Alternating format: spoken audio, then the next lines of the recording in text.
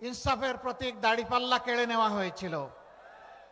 শেষ পর্যন্ত আমাদেরকে নিষিদ্ধও করা হয়েছিল। আমাদের 11 জন সিনিয়র নেতাকে হত্যা করা হয়েছিল। 1000-এর কাছাকাছি সহকর্মীকে হত্যা করা হয়েছিল। আমাদের অসংখ্য ভাইদেরকে আয়নাগরের বন্দী বানানো হয়েছিল। আমাদের নেতৃবৃন্দের ঘর বাড়ি বুলডোজার দিয়ে ভেঙে দেওয়া হয়েছিল। এর অনেক কিছুই অনেক দলের সাথে করা হয়নি, যেটা আমাদের সাথে করা হয়েছে। যেন আমরা এই দেশের কেউ নই। আমরা আমাজনের জঙ্গল থেকে বেরিয়ে হঠাৎ করে বাংলাদেশে ঢুকে পড়েছিলাম, এইরকম একটা আচরণ আমাদের সাথে করা হয়েছে। আল্লাহ সাক্ষী, বাংলাদেশের 18 কোটি মানুষ সাক্ষী, বিশ্ববাসী সাক্ষী।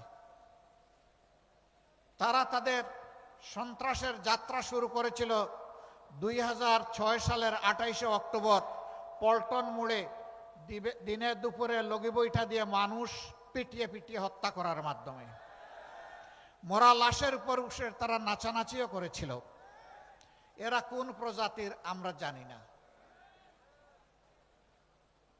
আল্লাহ তাআলা সেই অবস্থা থেকে এই জাতিকে মুক্তি দিয়েছেন, আলহামদুলিল্লাহ। আমরা আশা করেছিলাম, শুধু আমরা নই, অন্যান্য রাজনৈতিক দল, আলিম উলামা, সমাজের সুশীল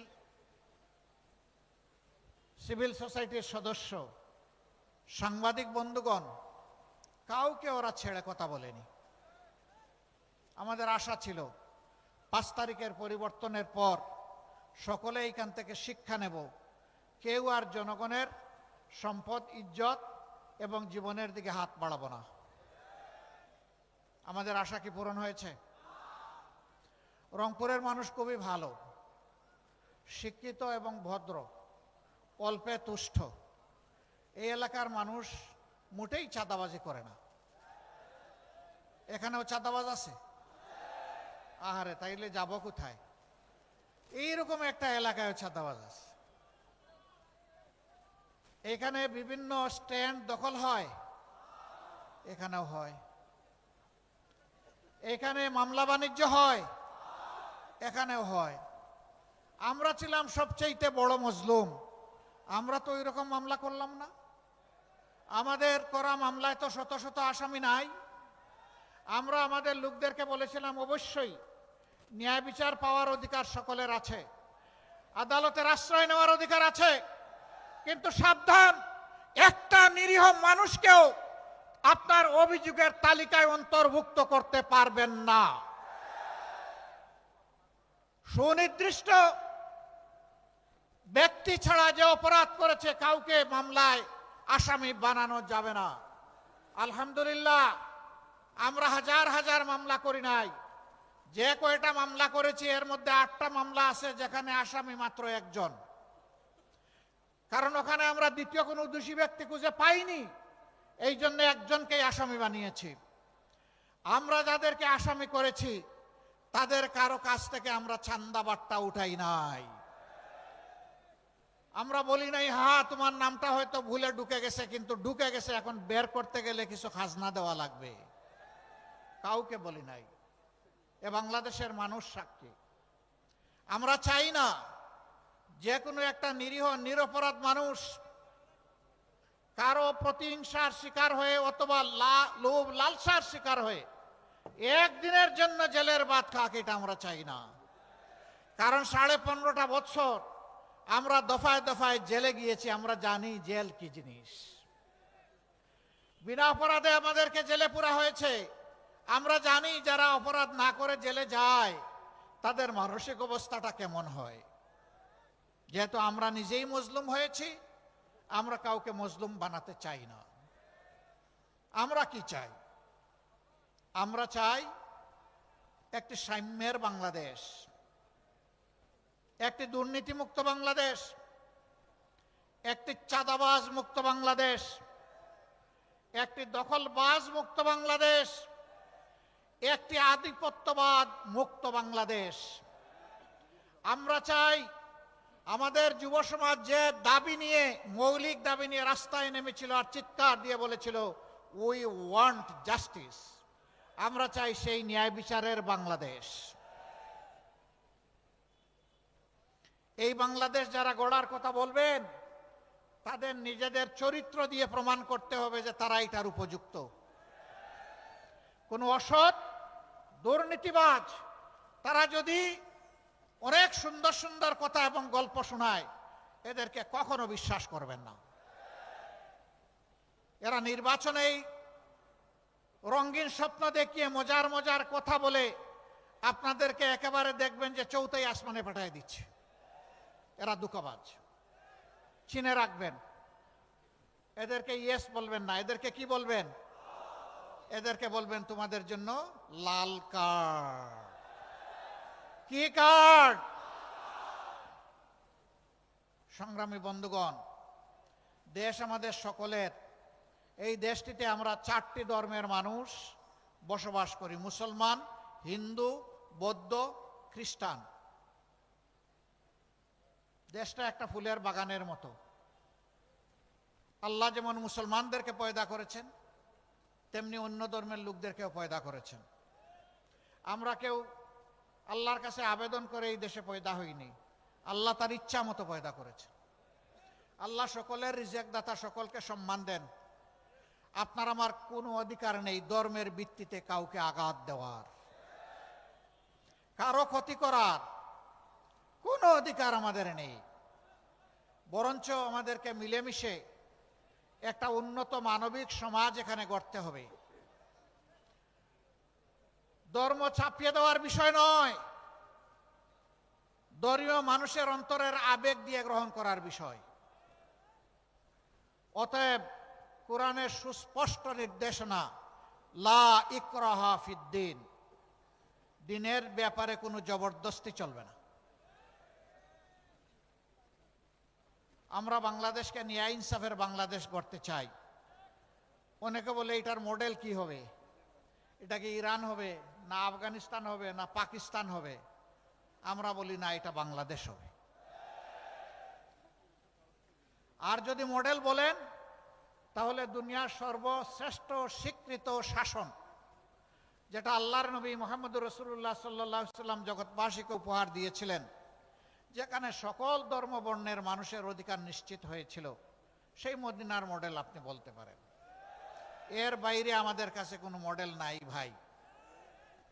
আমরা বাংলাদেশকে আফগান বানাতে চাই না, ইরান বানাতে চাই না, পাকিস্তান বানাতে চাই না, অন্য কোনো দেশ বানাতে চাই না। প্রিয় গর্বের বাংলাদেশকে গর্বের বাংলাদেশ হিসাবে বানাতে চাই। আমরা মিথ্যা কোনো আশ্বাস নির্বাচন সামনে রেখে দিচ্ছি না, দিব না। যা আমরা পারবো না তা আমরা বলবো না, যা আমাদের কর্তব্য বলে মনে করি শুধু তাই বলবো। আমরা কাউকে ভাই বেকার ভাতা দিব না। বেকার ভাতার মানে হচ্ছে বেকারের কারখানা তৈরি করা। আমরা কোনো বেকারের কারখানা তৈরি করব না। আমরা দেশের প্রত্যেকটি সক্ষম নারী পুরুষের হাতকে আমরা দক্ষ হাতে পরিণত করতে চাই। বেকার ভাতা নয়, তাদের হাতে আমরা মর্যাদাপূর্ণ কাজ তুলে দিতে চাই। সে বুক ফুলিয়ে বলবে, আমি কোনো কারো দয়ার দানে চলতে চাই না, আল্লাহর দেওয়া মেধা এবং যোগ্যতা খাটিয়ে আমি সম্মানের সাথে বাঁচতে চাই। এইভাবে যখন প্রত্যেকটি নারী পুরুষ দক্ষ হয়ে উঠবে, আত্মবিশ্বাসী হয়ে উঠবে, সেই দিনই বিশ্বের বুকে মাথা উঁচু করে দাঁড়ানো একটা বাংলাদেশ গোটা বিশ্ব দেখতে পাবে ইনশাআল্লাহ। আমরা ওই দেশটা করতে চাই। অনেকে বলে মা বোনদের কোনো স্পেস থাকবে, আপনারা যেখানে কাজ করবেন, দেশ চালাবেন। আচ্ছা, মা বোন নাই কার কার গড়ে একটু হাত তুলেন তো দেখি। ওরে বাবা, ঘরের ভিতরে চলতে পারেন তো সমাজে চলতে পারবেন না? ঘর আপনার চলে না নারী ছাড়া, সমাজও আপনার চলবে না নারী ছাড়া। নারীদের কিছু কর্মক্ষেত্র আছে, এটা আপনি পারবেন না, আমিও পারবো না। আমার মায়ের, আমার মেয়ের, আমার বোনের, আমার স্ত্রীর কিছু কিছু বিষয় আছে, এটা নারীদের জন্য ডেজিগনেটেড, এটা পুরুষের দ্বারা হবে না। সেই কাজ কে করবে? রাসূলুল্লাহ সাল্লাল্লাহু আলাইহি সাল্লামের জামানায় প্রত্যেকটি যুদ্ধে নারীরা অংশগ্রহণ করেছেন। যুদ্ধের চাইতে কঠিন কোনো কাজ আছে? সেই কাজে যদি সম্মানের সাথে নারীরা দেশপ্রেম বুকে নিয়ে অংশগ্রহণ করতে পারেন, তাহলে দেশের প্রত্যেকটি সেক্টরে আমার মা বোনেরাও কাজ করবেন ইনশাআল্লাহ। এখানে আমরা দেখব না কোন নারী কোন ধর্মের, এখানে দেখব কোন মা বোনটি কোন যোগ্যতার, তার যোগ্যতা অনুযায়ী সম্মানের সাথে তার হাতে কাজ তুলে দেওয়া হবে ইনশাআল্লাহ। আমরা এখানে আমাদের প্রিয় দেশ এবং জাতিকে আর টুকরা টুকরা করতে চাই না, আর বিভক্ত করতে চাই না। আমরা সাম্যের এবং ঐক্যের আওয়াজ নিয়ে আপনাদের দুয়ারে এসেছি। আপনারা কি দেশকে বিভক্ত করতে চান? জাতিকে বিভক্ত করতে চান? চান না? তাহলে আমাদের ঐক্যের এই আহ্বানে আসুন, আপনারা সাড়া দিয়ে আমাদেরকে, আমাদের হাতকে আপনারা শক্তিশালী করুন। আমরা বলেছি নির্বাচন পরবর্তী আল্লাহ তাআলা যদি আমাদেরকে আপনাদের, আল্লাহ তাআলা তার মেহেরবানিতে আপনাদের ভোটের মাধ্যমে এই দেশ সেবার সুযোগ দেন, সরকার গঠনের সুযোগ দেন, এবার যারা নির্বাচনে অংশগ্রহণ করছেন আমরা তাদেরকে আহ্বান জানাবো, আসুন আসুন 5টা বছর অন্তত দেশটা এক হয়ে চালাই। তবে 3টা শর্ত মেনে আসতে হবে। নাম্বার 1, প্রথম শর্ত হচ্ছে নিজেরা কোনো দুর্নীতি করবেন না এবং কোনো দুর্নীতিবাজকে বগলের নিচে আশ্রয় দেবেন না। নাম্বার 2, সমাজের সকল মানুষের জন্য ন্যায় বিচার নিশ্চিত করা হবে। ন্যায় বিচারকে প্রভাবিত করার দুঃসাহস কেউ দেখাবেন না, রাজনৈতিক প্রভাব খাটাতে পারবেন না। বিচারকে তার আপন গতিতে চলতে দিতে হবে এবং বিচার বিভাগকে সম্পূর্ণ স্বাধীন করে দেওয়া হবে, যাতে অর্থের বিনিময়ে নয়, ন্যায্যতার ভিত্তিতে একজন মানুষ যেন ন্যায় বিচার পায়। এখানেও কে গরিব কে ধনী, কে কোন ধর্মের, এটা দেখার কোনো সুযোগ নেই। সমাজের কে কোন চেয়ারে বসে আছেন ওইটাও দেখার কোনো সুযোগ নেই। যে অপরাধে সাধারণ একজন মানুষকে শাস্তি দেওয়া হবে, আইনের আওতায় আনা হবে, একই অপরাধ যদি দেশের প্রেসিডেন্ট করেন তিনিও রেহাই পাবেন না। এর নাম হচ্ছে ন্যায় বিচার। কারোর জন্য আপনার বিচার আর কারোর জন্য ইম্পিউনিটি, দায় মুক্তি, এর নাম বিচার নয়, এটা বৈষম্য, বিচারের উপরে জুলুম। আমরা সেই বিচারের উপরে জুলুম মানব না।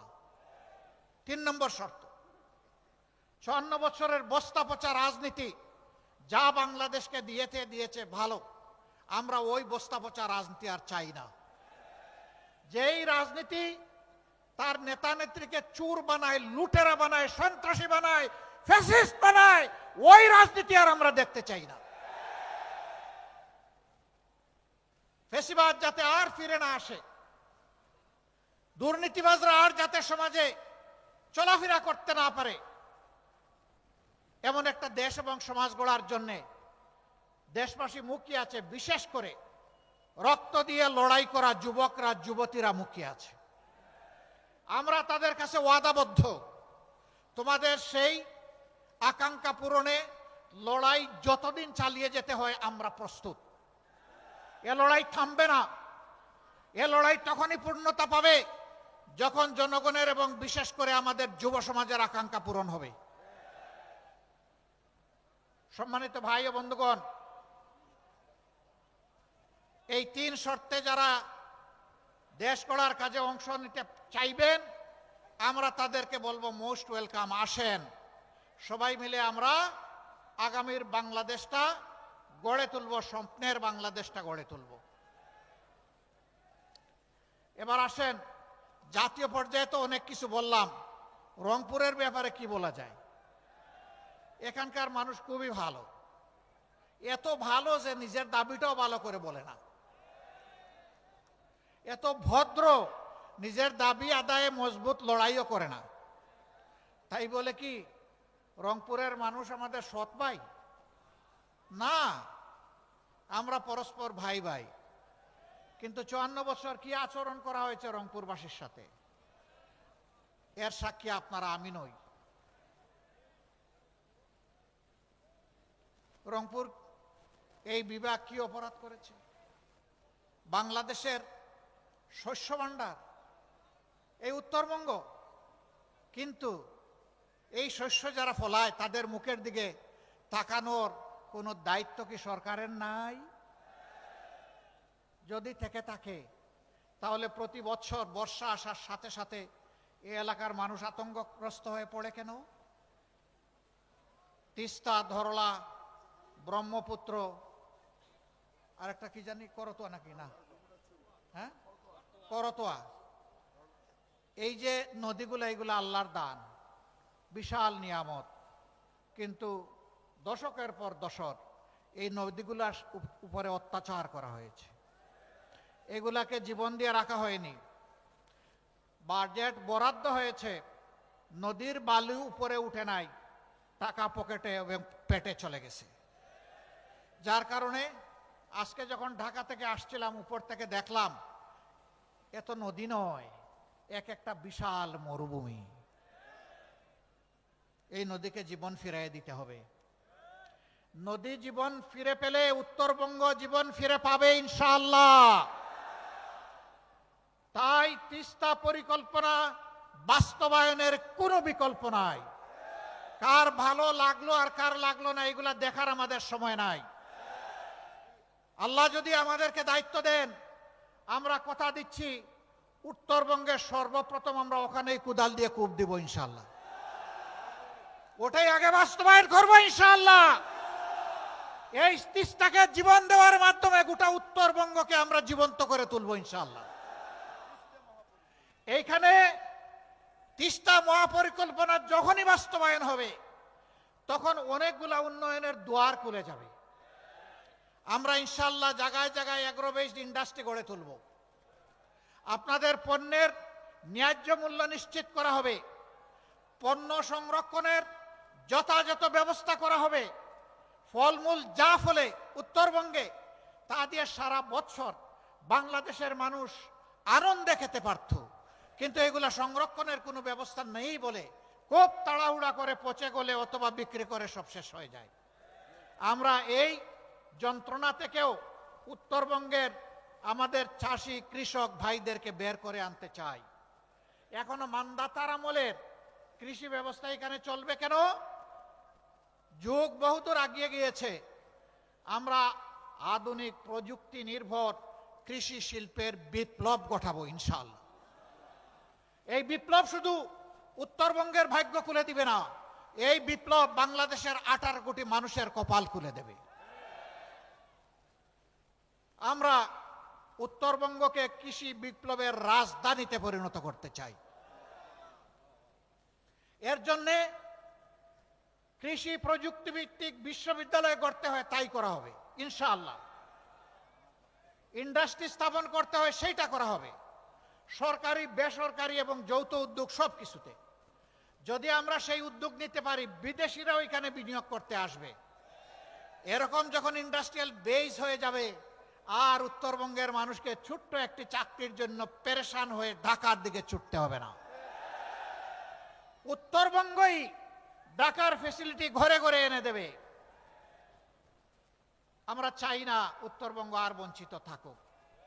বলবেন যে এরকম তো যুগে যুগে অনেকেই বলেছে, আপনারা যে কথা রাখবেন তার নিশ্চয়তা কি? আমরা 5 আগস্ট বলেছিলাম আমরা কথা রাখবো, হে জাতি আমরা মজলুম, কিন্তু আমরা কারো উপর থেকে প্রতিশোধ নিব না। আল্লাহর কসম, একটা মানুষের দিকে আমরা হাত বাড়াইনি। আমরা কি কথা রেখেছি? আমরা বলেছিলাম আর্থিকভাবে আমাদেরকে ক্ষতিগ্রস্ত করা হয়েছে, কিন্তু তাই বলে আমরা চাঁদাবাজি করব, এটা হবে না। আমরা কি চাঁদাবাজি করেছি? আপনাদের সাথে দেওয়া কথা আমরা রক্ষা করেছি। আমরা বলেছিলাম আমরা মামলা বাণিজ্যে নামবো না, আমরা নামি নাই। আমরা কি কথা রাখতে পেরেছি? ইনশাআল্লাহ আমরা কথা রাখবো। আমাদের 2 জন ভাই মাত্র 5 বছরের জন্য 3টা মন্ত্রণালয় পরিচালনা করেছিলেন। সততা, স্বচ্ছতা এবং দক্ষতার সাথে তারা সেই মন্ত্রণালয় পরিচালনা করেছেন। তারা সৎ ছিলেন, তারা স্মার্ট ছিলেন। তাদের দিকে কেউ আঙ্গুল তোলার সাহস করে নাই যে এই মন্ত্রণালয়ে অপরাধ হয়েছে অথবা এখানে স্বজনপ্রীতি করা হয়েছে, এটা বলার সাহস কারো হয় নাই। কেন জানেন? তারা আল্লাহকে ভয় করতেন। আমরা যে কথাগুলো আপনাদেরকে বলছি আমাদের সবগুলা কথার সাক্ষী হয়ে যাচ্ছেন স্বয়ং আল্লাহ রাব্বুল আলামিন। আমরা সেই আল্লাহকে ভয় করি।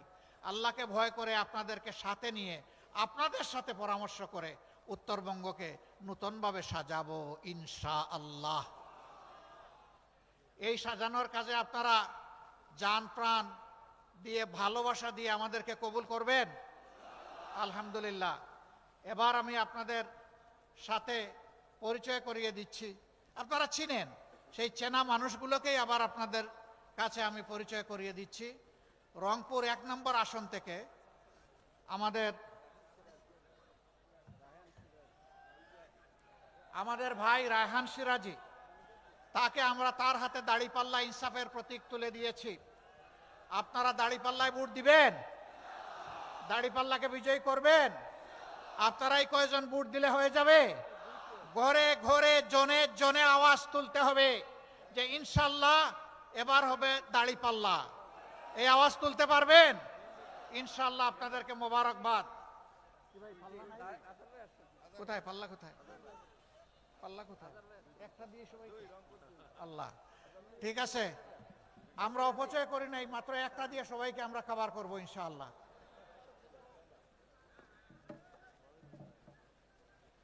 তারপরে রংপুর 2,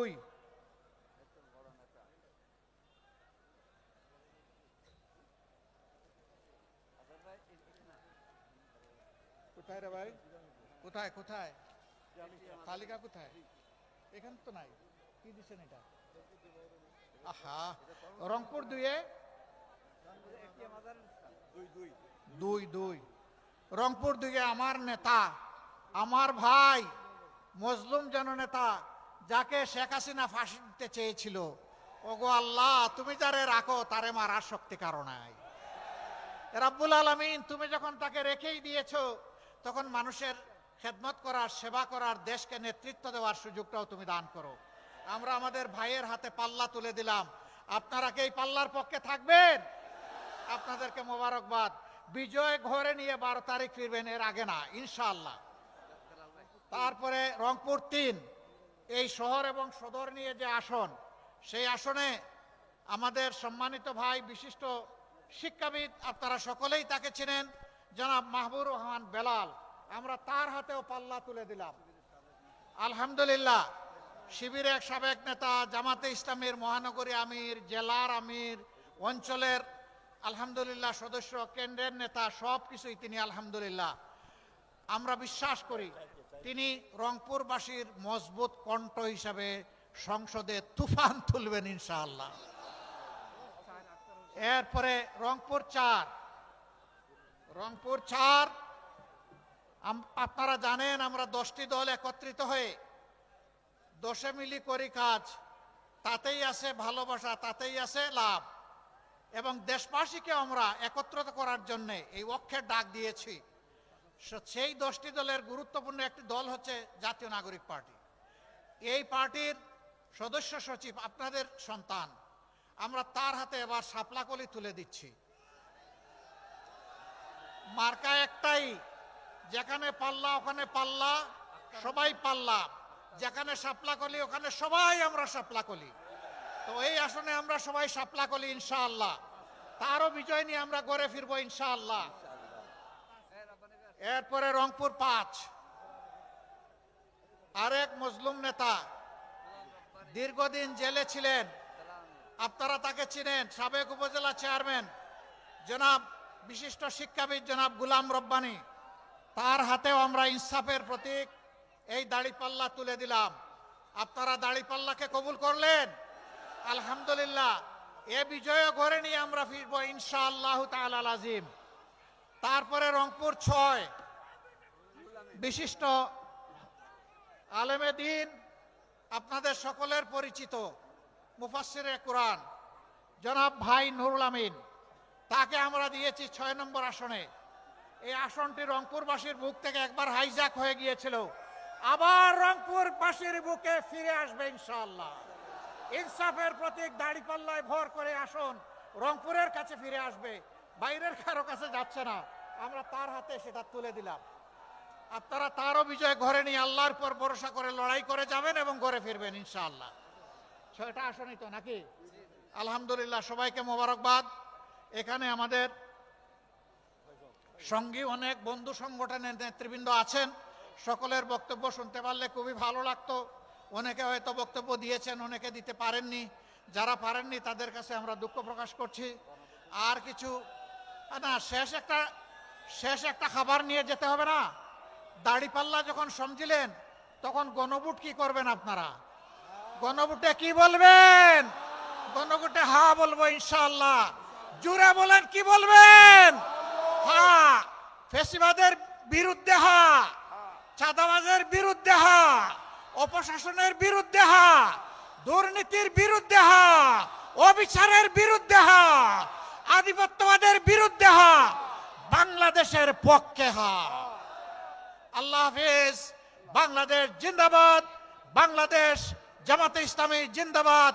10 দলীয় ঐক্য জিন্দাবাদ। আসসালামু আলাইকুম ওয়া রাহমাতুল্লাহ।